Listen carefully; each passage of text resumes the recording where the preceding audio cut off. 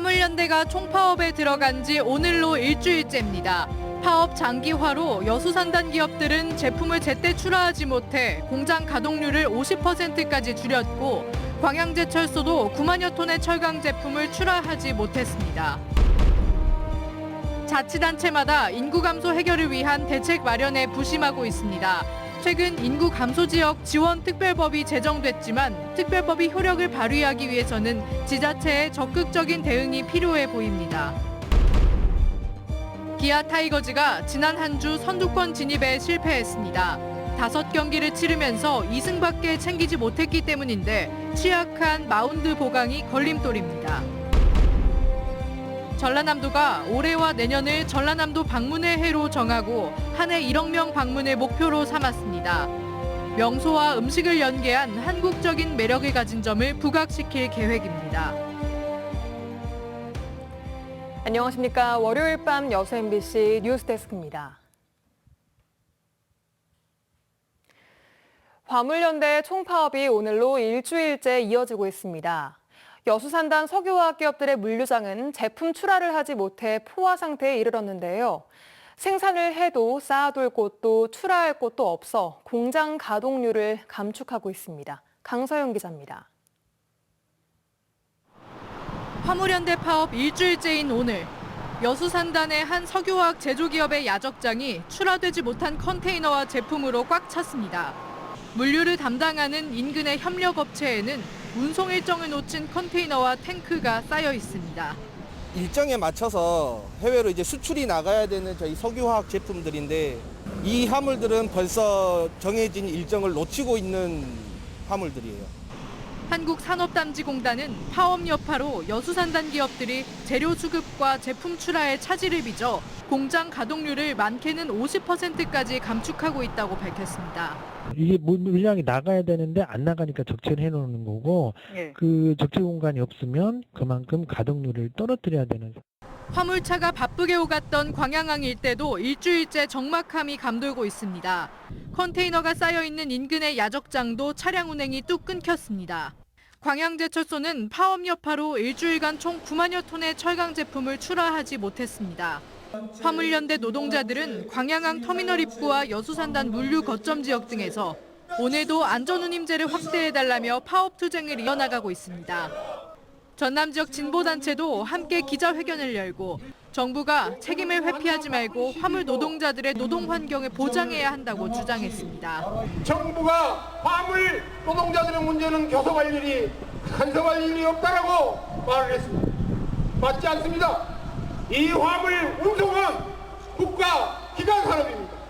잇따른 협상 결렬로 파업이 길어져 산업 물류가 마비 수준에 이르면서 노동계는 물론 산업계도 막대한 피해를 입고 있습니다. MBC 뉴스 강서영입니다. 여수 광양항만공사가 화물연대 파업에 대응하기 위한 불편 해소센터를 운영합니다.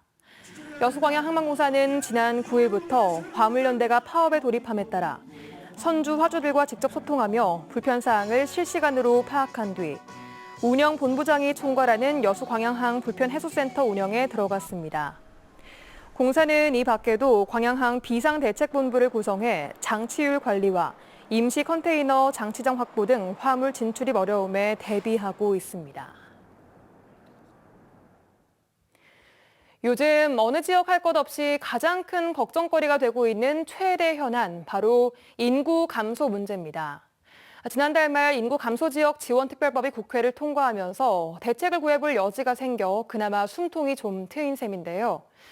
하지만 적극적인 자구 대책이 병행되지 않으면 효과를 보기 어려운 구조라는 분석이 나옵니다. 박광수 기자가 취재했습니다. 아파트에는 빈집이, 주변 상가에는 폐점과 임대 편말이 늘어갑니다. 한때 여수의 중추 신도심이었던 여서동의 모습입니다. 인구가 없다 보니까 지금 소멸도시랑 마찬가지로 지금 빠져나갑니다. 장사가 죽습니다, 지금. 지난 한 달간 이 동에서 빠져나간 주민은 무려 186명, 여수의 읍면동 중에서 가장 많았습니다.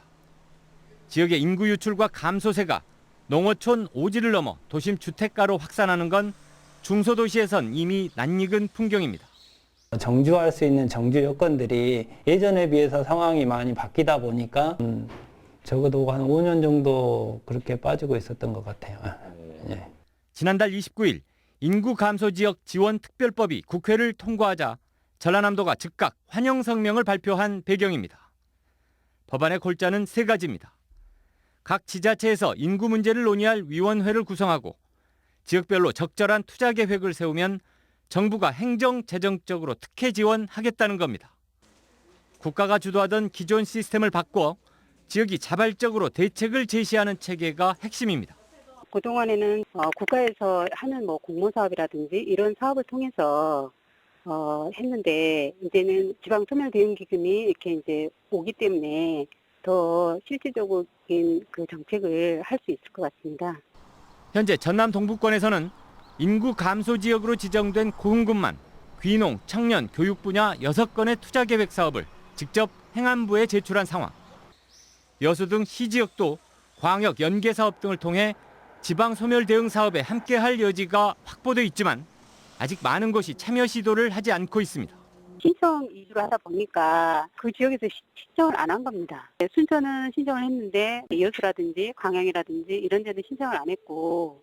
특별법이 본격적으로 시행되는 시점은 내년부터. 이제 지방정부별로 시책과 사업 규모가 차별화될 수밖에 없습니다. 각 지역의 인구 변화 추이와 특성을 효과적인 자구 대책으로 연계시키는 지자체의 능동적인 대응이 더 시급해지고 있습니다. MBC 뉴스 박광수입니다. 김영로 전남지사는 과학기술정보통신부에서 민간 우주기업을 지원하기 위해 추진한 우주개발진흥법 개정안이 최근 국무회의를 통과한 데 대해 환영한다는 뜻을 밝혔습니다. 개정된 주요 내용은 우주산업 클러스터 지정과 우주개발 기반 시설의 민간 개방 활용, 우주 분야 전문 인력 양성과 창업 촉진을 위해 필요한 지원 등입니다. 전라남도는 고흥 나로 우주센터를 중심으로 우주발사체 산업 클러스터를 조성하고 관련 앵커 기업 유치와 전문 인력 양성 등에 나설 예정입니다. 전라남도는 2022년과 2023년을 전남 방문의 해로 정했는데요.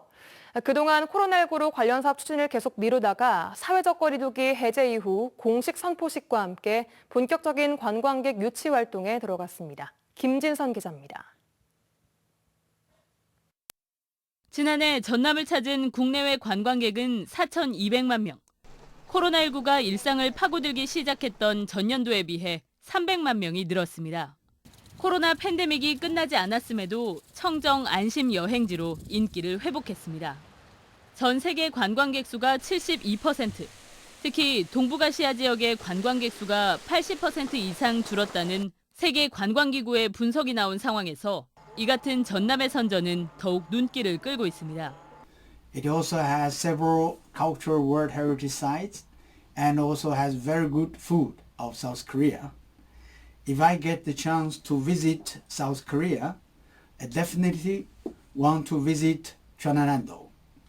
전라남도는 기세를 몰아 전남 방문의 해와 관련된 활동을 본격 추진하기로 했습니다. 해양과 생태, 문화, 음식 등 전남의 특화 자원을 활용한 관광 기반을 구축하고 자연 친화형 관광 프로그램을 운영합니다. 추진위원회 구성과 브랜드 이미지 통합 작업, 관광 상품 개발, 홍보 마케팅에도 행정력을 쏟고 있습니다. 특히 지역 명소와 음식 등을 연계한 일시군 1대표 관광 상품 등을 통해 관광객 1억 명 유치를 목표로 하고 있습니다. 남해안 관광 벨트를 중심으로 해서 크게 이렇게 체류형 관광을 활성화시킨 가운데 앞으로 1억 명 해외 관광 300명 시대를 열겠다는 계획을 갖고 있습니다. 전라남도는 도민과 출향 인사 등 500여 명이 참가한 가운데 목포 유달유원지에서 전남 방문의 해 선포식을 열고 전남 안심여행 분위기를 확산하는 등 본격적인 활동에 나서기로 했습니다. MBC 뉴스 김진선입니다.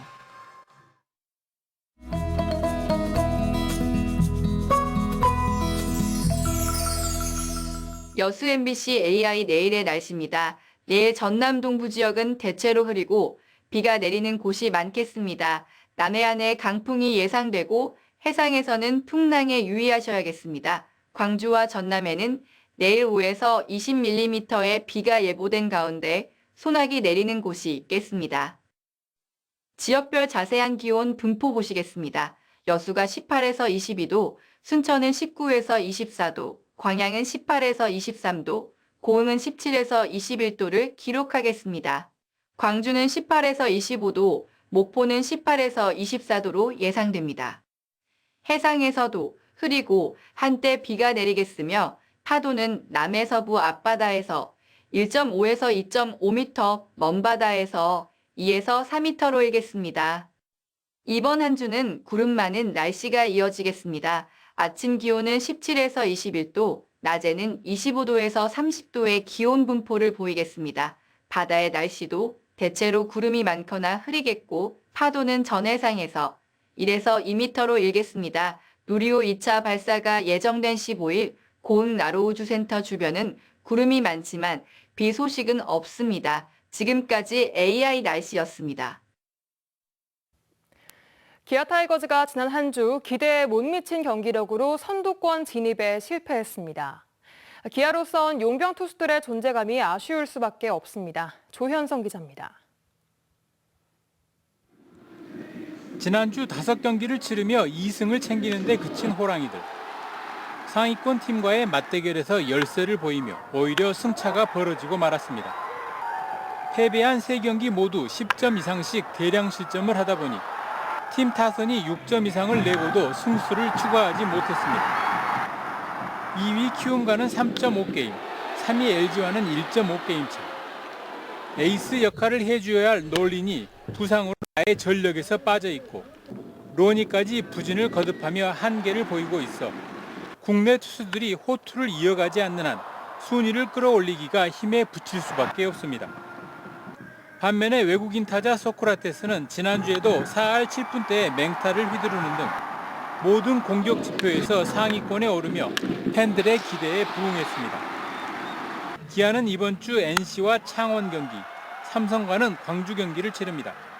올 시즌 NC에는 4승 2패, 삼성과는 3승 3패의 상대 전적을 보이고 있는데 삼성전 결과에 따라서는 4위 자리도 위협받을 수 있습니다. 타선은 여전히 뜨겁지만 마운드가 흔들리며 6월 승률이 5할에 못 미치고 있는 타이거스가 순위 싸움을 위한 본격적인 시험대에 올랐습니다. MBC 뉴스 조현성입니다. 전남과 전북 출신 국회의원들이 오늘 국회 소통관에서 기자회견을 열고 즉각적인 쌀 추가 시장 격리와 근본적인 가격 안정 대책을 마련하라고 정부에 촉구했습니다.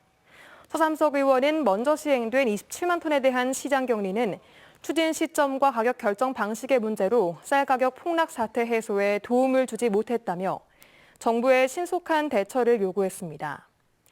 산지 쌀값은 지난 5일 기준 80kg 기준 18만 3천 원으로 지난해 같은 기간에 비해 18%가 폭락했고 농협 창고의 쌀 재고도 76만 톤으로 지난해보다 78%나 증가했습니다. 전라남도는 전 세계적으로 바이러스 감염 질환 원숭이 두창이 확산함에 따라 선제적 대응 체계를 강화하고 있습니다. 전라남도는 의심 사례로 접수돼 의사 환자로 분류되면 최근 원숭이 두창 국가 입원 치료 병상으로 지정된 국립목포병원으로 신속히 대상자를 이송하기로 했고 이를 위해 예비 병상도 확보했습니다.